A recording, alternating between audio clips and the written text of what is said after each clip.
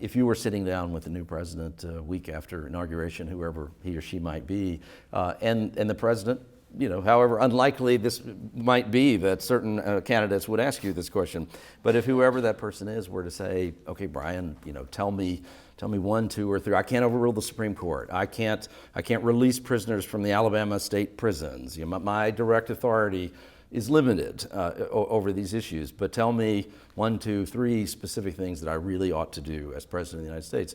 What would you say? Well, I would say you first ought to declare an end to the war on drugs and say, under my administration, we're going to treat drug addiction and drug dependency as a health issue and stop putting people in jails and prisons who are not a threat to public safety. I'd number 2 say, I'm going to articulate a goal of reducing the prison population by 50% during the next 8 years. And that means that we can save about $40 billion.